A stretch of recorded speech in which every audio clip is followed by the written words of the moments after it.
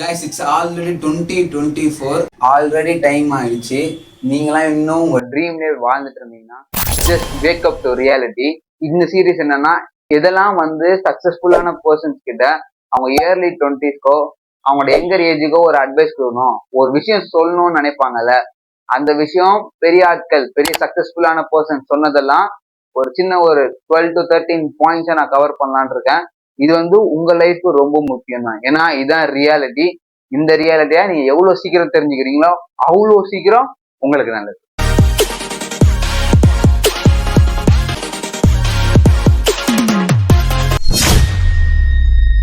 Everything is temporary.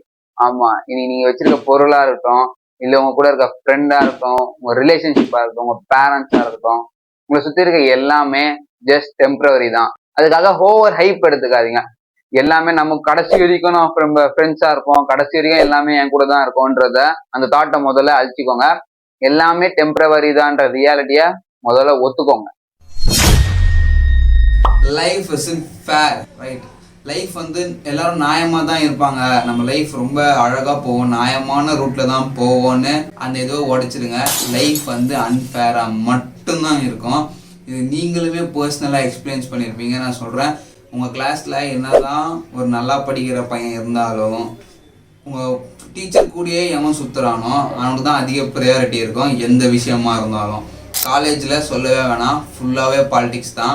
நீங்கள் அதை பார்த்துருப்பீங்க. யார் வந்து உங்கள் ஹெச்ஓடி காலேஜ்கிட்டயே சுற்றுறாங்களோ அவங்கள மட்டும் தான் எல்லாத்துக்குமே கூடுவாங்க. நீ நல்லா படிக்கிற பையனாரு, டிசிப்ளினாரு, கரெக்டான டைமுக்கு வா, நீ இன்னும் நல்லவனா இருந்தாலும் காலை சுற்றி வரவங்க தான் ஃபர்ஸ்ட் ப்ரையாரிட்டி போவோம். நீ அதே இடத்துல தான் இருப்ப. லைஃப் வந்து ஃபேரா இருக்கும்னு என்னைக்குமே எக்ஸ்பெக்ட் பண்ணிடாதீங்க. தேர்ட் பாயிண்ட், ஃபேமிலி மேட்டர்ஸ் மோர் தென் ஃப்ரெண்ட்ஸ். எஸ், இந்த வந்து நீங்க எவ்வளவு சீக்கிரம் புரிஞ்சுக்கிறீங்களோ அவங்க சீக்கிரம் உங்க லைஃப் வந்து ரொம்ப பிரைட்டா இருக்கும். ஆமா, உங்க ஃபேமிலிக்கு தான் நீங்க ஃபர்ஸ்ட் ப்ரையாரிட்டி கொடுக்கணுமே தவிர உங்க ஃப்ரெண்ட்ஸுக்கு கிடையாது. எஸ், ஃப்ரெண்ட்ஸ் தான், நல்ல ஃப்ரெண்ட்ஸ் இருக்காங்க, எல்லாம் ஓகே தான். பட் நீங்க முக்கியமா உங்க பேரண்ட்ஸ் கூட தான் நீங்க உங்க டைமை ஸ்பெண்ட் பண்ணணும். ஏன்னா அவங்களுக்கு நீங்க தான் இருக்கீங்க, நீங்க மட்டும்தான் இருக்கீங்க, ரைட்டா? நீங்க எந்த ஒரு நல்ல நாளை செலிப்ரேட் பண்றதா இருந்தாலும் ஃபர்ஸ்ட் உங்க ஃபேமிலி கூட செலிப்ரேட் பண்ணிட்டு வாங்க. எத்தனை பேர் இந்த நியூ இயரை உங்க ஃபேமிலியோட செலிப்ரேட் பண்ணீங்க, எத்தனை பேர் உங்க ஃப்ரெண்ட்ஸோட செலிப்ரேட் பண்ணீங்கன்னு சொல்லிட்டு சொல்லுங்க பார்ப்போம். எத்தனை பேர் உங்க ஃபேமிலியை ஃபர்ஸ்ட் ப்ரையாரிட்டைஸ் பண்ணிருக்கீங்கன்னு சொல்லிட்டு. Fourth point, others treat you how you treat your self. மத்தவங்க வந்து உங்க ட்ரீட் பண்ற விதம் நீங்க உங்களை எப்படி ட்ரீட் பண்றீங்கன்றது தான் இருக்கு. ஏன்னா இப்போ நீங்க உங்க இடத்துல ஒரு டம்பாவே இருக்கீங்க வச்சுக்கோ, ஒரு புரோக்கி, இல்ல எல்லாம் உங்களை புள்ளி பண்றாங்க, உங்களை யூஸ் பண்ணிக்கிறாங்க, அந்த மாதிரி இடத்துல தான் நீங்க இருக்கீங்கன்னு வச்சுக்கோங்க. நீங்க ஜஸ்ட் உங்க அப்பியரன்ஸை மாத்துறீங்க, உங்க ஹேர் ஸ்டைலை மாத்துறீங்க, உங்க லுக்கை மாத்துறீங்க, உங்க ட்ரெஸ்ஸிங் சென்ஸை மாத்துறீங்க. அப்படின்னு நீங்க சேர்றவங்க கிட்ட போய் நீங்க பேசும்போதே ஒரு கட்ஸோட பேசணும். ஒரு பிரேவா சொல்றா அந்த மாதிரி நீங்க ரொம்ப அவங்க சொல்றதை கேட்டுக்கிற மாதிரி நடந்துக்காம கொஞ்சம் பிரிஸ்கா பேசுனீங்கன்னா, பேசி உங்களை ரெஸ்பெக்ட் பண்ற அளவுக்கு நீங்க நடந்துக்கினீங்கன்னா கண்டிப்பா எல்லாருமே உங்களை ரெஸ்பெக்ட் பண்ண ஆரம்பிச்சுவாங்க. ஏன்னா நம்ம தான் எப்படி இருக்கோன்றதை பொறுத்து தான் அவங்க மத்தவங்க நம்ம கிட்ட அப்ரோச்சே பண்ணுவாங்க. நீங்க போயிட்டு அவங்க சொல்றதெல்லாம் எல்லாத்துக்கும் தலையா ஆட்டிட்டு இருந்தீங்கன்னா அவங்களை யூஸ் மட்டும் தான் பண்ணிப்பாங்க. சோ உங்களை மத்தவங்க ட்ரீட் பண்றது மாறணும்னா நீங்க உங்களை ட்ரீட் பண்றத மாத்துங்க. எல்லாமே ஆட்டோமேட்டிக்கா மாறாது. The sacrifice you made today will pay dividends in your future. Yes, இன்னைக்கு நீங்க சாக்ரிஃபைஸ் பண்றது எல்லாமே ஃபியூச்சர்ல உங்களுக்கு ரொம்ப ரொம்ப யூஸ்ஃபுல்லா இருக்கும். அதனாலயே நீங்க நிறைய ஏர்ன் பண்ணுவீங்க. டெஃபினட்டா இன்னைக்கு நீங்க ஒரு சக்சஸ் நோக்கி ஒர்க் பண்ண ஸ்டார்ட் பண்ணிட்டீங்கன்னா எந்த பார்ட்டிக்கும் போக முடியாது, எந்த ஒரு நல்ல ஃபேமிலி ஃபங்க்ஷனுக்கும் போக முடியாது, எந்த ஒரு கெட் டுகெதருக்குமே போக முடியாது, எந்த ஒரு மூவிஸ்க்குமே போகாம தான் உங்க லைஃப்பை நீங்க ஃபுல் அண்ட் ஃபுல் ஃபோக்கஸ்டா ஒர்க் பண்ணணும். இதெல்லாம் நீங்க சாக்ரிஃபைஸ் பண்றீங்க. மத்தவங்க மட்டும் நியூ இயர் அன்னைக்கு என்ஜாய் பண்றாங்க, மத்தவங்க மட்டும் வெளியே போறானுங்க, அவங்க ஆளோட வெளியே சுத்திட்டு இருக்கானுங்க, அப்படி இப்படி நீங்க நினைச்சு ஃபீல் பண்றது வர்த்தே கிடையாது. நீங்க உங்களோட கோல்ஸ்க்கு ஒர்க் பண்ணுங்க. கண்டிப்பா இதுக்கு ஃபியூச்சருக்கு நீங்களே உங்களை டேங்க் பண்ணிப்பீங்க. அதனால இன்னைக்கவே ஸ்டார்ட் பண்ணுங்க. ஸ்டார்ட் பண்ணி சாக்ரிஃபைஸ் பண்ண யோசிக்காதீங்க. இது எல்லாத்துக்குமே பின்னாடி நீங்க இன்னும் நல்லா டபுள் மடங்கு என்ஜாய் பண்ணுவீங்க உங்க சக்சஸ் அச்சீவ் பண்ணிட்டீங்கன்னா. அதனால இன்னைக்கு இருக்க பார்ட்டி, மூவிஸ் இதுக்கெல்லாம் நீங்க போலன்னு ஃபீல் பண்ணவே பண்ணாதீங்க. போலன்னு சொல்லிட்டு பெருமைப்படுங்க. ஏன்னா ஃபியூச்சர்ல நீங்க இன்னும் நல்லா இருக்க போறீங்க. Sacrificing your health doesn't work for your success. இப்பதானடா சாக்ரிஃபைஸ் பண்றதெல்லாம் நல்லதுன்னு சொன்னேன், அதுக்குள்ள மறுபடியும் சாக்ரிஃபைஸ் பண்ணக்கூடாதுன்றன்னு கேட்டீங்கன்னா, உங்க ஹெல்த்தை சாக்ரிஃபைஸ் பண்ணி தான் நீங்க ஜெயிக்கணும்னா நீங்க ஜெயிச்சதுக்கு அப்புறம் ஒண்ணுமே இல்லாம ஆயிடுங்க. உங்க பாடி ஒர்க் பண்றதுக்கும் இல்ல நீங்க சக்சஸே ஆனாலும் அதை செலிப்ரேட் பண்ணதுக்கும் உங்க ஹெல்த் முதல்ல ப்ராப்பரா இருக்கணும். அது ப்ராப்பரா இல்லைன்னா உங்களால எதுவுமே பண்ண முடியாது. சக்சஸ் ஆயும் பிரயோஜனமே இல்லாம ஆயிடும். அதனால உங்க ஹெல்த்தை டேக் கேர் பண்ணிக்கோங்க. நீங்க என்னதான் எவ்வளவு பிஸியா இருந்தாலும் சாப்பிடுங்க, நல்ல ஃபுட்டா சாப்பிடுங்க. நல்ல ஃபுட்டா சாப்பிட்டு ஒரு ஸ்லீப் சைக்கிள் பர்ஃபெக்டா தூங்கிடுங்க. இதை பண்ணாலே மேக்சிமம் உங்க ஹெல்த் வந்து சூப்பரா மெயின்டைன் ஆகும். அதே மாதிரி ஸ்லைட்டா ஒரு 3 to 4 days வீக்ல ஒர்க் அவுட், லைட்டா ஹோம் ஒர்க் அவுட் ஆகுது, கையை கால ஆட்டினீங்கன்னா கண்டிப்பா உங்க ஹெல்த் வந்து சூப்பரா மெயின்டைன் ஆகும். உங்க ஹெல்த்தை எதுக்காகவும் சாக்ரிஃபைஸ் பண்ணிக்காதீங்க. உங்க ஹெல்த் தான் டாப் ப்ரியாரிட்டியா இருக்கணும் எந்த விஷயத்துலயுமே. அதை வந்து எப்பயுமே மறந்துடாது. ஃபியர் ஆஃப் கிரிட்டிசிசம், எஸ், இதுதான் நிறைய மேஜரான மக்கள் ஃபேஸ் பண்ற ப்ராப்ளம். இப்ப நம்ம ஏதாவது ஒண்ணு ஸ்டார்ட் பண்ணும்போது இவன் ஏதாவது சொல்லிடுவானோ, அவங்க ஏதாவது நம்மளை பார்த்து கமெண்ட் வச்சிருவாங்களோ அப்படின்ற தாட் உங்களுக்கு இருந்ததுன்னா உங்களால வளரவே முடியாது. முதல்ல அந்த தாட்டை அழிச்சிருங்க. ஏன்னா அவன் வேலையை பார்க்கறதுக்கே இங்க டைம் கிடையாது. அப்படி உங்களை அவன் கமெண்ட் பண்ணாலும் அவன் வெட்டியா இருக்கான், அதனாலதான் உங்களை பார்த்து நெகட்டிவ் கமெண்ட்ஸ் வச்சுட்டு இருக்கான். நீங்க உங்க லைஃப்ல ஜெயிக்கிறதுக்கு நீங்க இன்னைக்கே ஸ்டெப் எடுங்க. அவனுங்களை பத்தி எல்லாம் நீங்க யோசிக்கவே கூடாது. நீங்க உங்களுக்கு பிடிச்சத பண்ண ஸ்டார்ட் பண்ணுங்க. இந்த கிரிட்டிசிசம்லாம் பயப்படவே கூடாது. இதுக்கு நிறைய லிவிங் எக்ஸாம்பிள்ஸ் இருக்காங்க, உங்களுக்கு தெரியும், நீங்க அவங்களே பார்க்கலாம். நீங்க வந்து எவன் கிரிட்டிசிசம்க்கோ பயப்பட தேவை. நிறைய பேருக்கு இப்ப கூட ஒரு யூடியூப் சேனல் ஸ்டார்ட் பண்ணணும்னு இருக்கும். பட் அவன் ஏதாவது சொல்லிட போறானோ, நம்ம ரிலேஷன்ல ஏதாவது சொல்லிடுவாங்களோ, அவங்க ஏதாவது தப்பா நினைச்சிருவாங்களோன்னு பயந்துகிட்டே நிறைய பேர் ஆரம்பிக்காம இருக்கீங்க. இன்னைக்கே அதை உடைங்க. உங்க போன் எடுங்க, ரெக்கார்ட் பண்ணுங்க, நீங்களும் யூடியூப்ல அப்லோட் பண்ணுங்க. உங்களோட ட்ரீமை அச்சீவ் பண்ண ஸ்டார்ட் பண்ணுங்க. எவன் என்ன சொல்றான்றது நமக்கு தேவையே கிடையாது. இப்ப நீங்க ஒரு யூடியூப் சேனல் ஆரம்பிச்சாலும் சரி, இல்ல ஒரு பிசினஸ் ஆரம்பிச்சாலும் சரி, நீ யூடியூப் சேனல் ஆரம்பிக்கும் போது ஒரு யூடியூப் சேனல் வச்சிருக்க வந்து உன்னை கலாய்க்க போறது கிடையாது.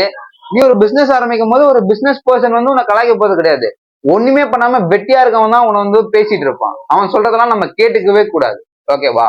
அதனால நீங்க உங்க ட்ரீமுக்கு ஒர்க் பண்ணுங்க, ஸ்டார்ட் பண்ணுங்க. இன்னைக்கு ஏதாவது ஒன்று ஸ்டார்ட் பண்ணணும்னா எடுத்து ஸ்டார்ட் பண்ணுங்க. பயப்படவே பயப்படாதீங்க எவன் என்ன சொல்லுவான்னு. அவன் கிடக்குறான், இது நல்லா இருக்கு. Things doesn't matter that much. Yes, இப்போ உங்ககிட்ட ஒரு லேட்டஸ்ட் ஐபோன் இருந்தா தான் உங்களை மதிப்பாங்க. லேட்டஸ்ட் பிசி எனக்கு வேணும், இப்ப ட்ரெண்ட்ல என்ன ட்ரெஸ் போதோ அதுதான் நான் போடுவேன், எவ்வளவு காஸ்ட்லியா இருந்தாலும் பரவாயில்ல நான் அதை தான் வாங்குவேன்னு நினைச்சு உங்களை சுத்தி வரும் பொருட்கள்லாம் வாங்கி வச்சா இந்த பொருள் தான் என்ன மதிப்பாங்க நீங்க நினைச்சீங்கன்னா நீங்க ரொம்ப ரொம்ப தப்பு பண்ணிட்டு இருக்கீங்க. அது உண்மையே கிடையாது. ஏன்னா இப்போ நீங்க உங்களை சுத்தி பாருங்க, எத்தனை திங்ஸ் வந்து உங்களுக்கு தேவையே இல்லாம வெறும் மத்தவங்களை இம்ப்ரெஸ் பண்ணணுன்றதுக்காக வாங்கி வச்சிருக்கீங்க. ஏன்னா இன்னைக்கு நீ ஒரு லேட்டஸ்ட் ஐபோன் வச்சிருந்தாதான் உங்களை மதிப்பாங்கன்ற அதெல்லாம் ரொம்ப பழசு. அது முதல்ல உண்மையே கிடையாது. நீங்க அதுக்காகலாம் எதுவுமே பண்ணிக்காதீங்க. ஒரு பொருளுக்காக உங்களுக்கு தேவையே இல்லாத பொருளை வாங்கி யூஸ் பண்ணணும்னு நினைக்காதீங்க. உங்களுக்கு உண்மையில தேவை இருக்கு அப்படின்னா அந்த பொருளை நீங்க வாங்குங்க. அதை விட இப்போ இன்னொரு 10 வருஷம் கழிச்சு மறுபடியும் அதுக்கு அப்கிரேட் ஆகணும், அந்த போன் வச்சிருந்தாதான் நான் பெரிய ஆளு அப்படின்ற தாட்டை தயவு செய்து வச்சுக்காதீங்க. எந்த திங்ஸ்மே நீங்க மத்தவங்க கிட்ட காட்டுறதுக்காக தயவு செய்து எதுவுமே வாங்காதீங்க. உங்களுக்கு செல்ஃப் சாட்டிஸ்பாக்சன் இல்ல உங்களுக்கு அது உண்மையிலே தேவைன்னா அதை வந்து கண்டிப்பா போய் வாங்க. என்னதான் எவ்வளோ பெரிய நைட்டா இருந்தாலும் மார்னிங் வந்துதான் ஆகணும்.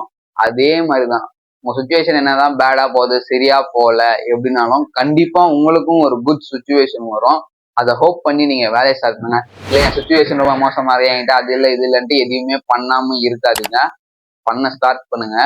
கண்டிப்பா உங்களுக்கும் ஒரு நாள் வரும், அன்னைக்கு நீங்களும் ஜெயிக்க தான் போறீங்க. கண்டிப்பா அதை நோக்கி வேலை பாருங்க. எதுவுமே இல்லைன்னு சொல்லிட்டு ஃபீல் பண்ணாதீங்க. இருக்கிறத பத்தி எதுவாக இருந்தாலும் ஸ்டார்ட் பண்ணுங்க. The moment right now is for you. உங்களால நேத்து என்ன நடந்துச்சுன்னு சொல்லிட்டு கண்ட்ரோல் பண்ண முடியாது, நாளைக்கு என்ன நடக்க போகுதுன்றதையும் கண்ட்ரோல் பண்ண முடியாது. உங்ககிட்ட எல்லாம் இருக்கிறது இப்போ, ஜஸ்ட் நவ், இந்த செகண்ட், இந்த மினிட் தான்.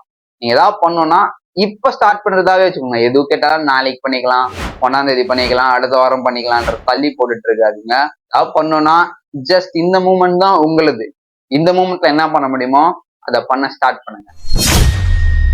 நீங்க நினைக்கிற மாதிரி லைஃப் ரொம்ப பெருசெல்லாம் கிடையாது, ரொம்ப ரொம்ப சின்னது. எக்ஸ்பிளைன் பண்றேன் பாருங்க. எக்ஸாம்பிள் இப்போ உங்களுக்கு ஒரு 20 வயசுன்னு எடுத்துப்போம். இன்டூ 3x அதாவது நீங்க ஒரு 80 வயசு வரைக்கும் வாழணும்னு ஆசைப்படுறீங்கன்னு வச்சுக்கலாமே. ஆவரேஜ் லைஃப் ஸ்பேனா 80 வயசு தான். அதுக்கே நம்ம கால்குலேட் பண்ணுவோம். டெய்லி நீங்க 7 to 8 hours வந்து தூக்கத்துக்கே செலவு பண்ணிடுறீங்க. அப்படின்னா அதுல இருந்து ஒரு சம் ஆஃப் இயர்ஸ் வந்து கழிச்சுட்டோம்னா இன்னும் வந்து உங்களுக்கு ஒரு 53 வருஷம் இருக்கு.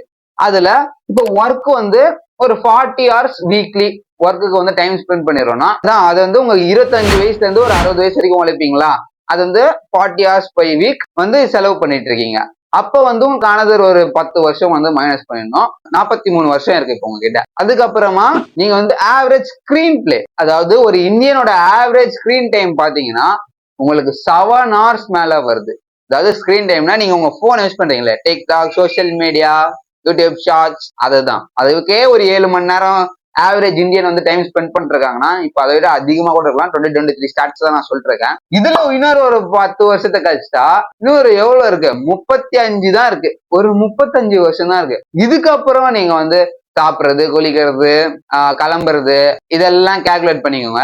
இதுக்குமே வந்து டைம் எவ்வளவு கன்சியூம் ஆகும்னு சொல்லிட்டு அப்ப இதெல்லாம் கூட்டி கழிச்சு பார்த்தா உங்களுக்கு ஒரு 25 வருஷம் தான் இருக்கு. 80 வயசு வரைக்கும் வாழ்றேன்னு நினைக்கிறீங்க. பட் நீங்க 25 வருஷம் மட்டும்தான் வாழவே போறீங்க. அதனால எதையுமே ரொம்ப காம்ப்ளிகேட்லாம் பண்ணிக்காதீங்க. நல்லா என்ஜாய் பண்ணி வாழுங்க. ஃபர்ஸ்ட் உங்க கோல் என்னன்னு கண்டுபிடிங்க.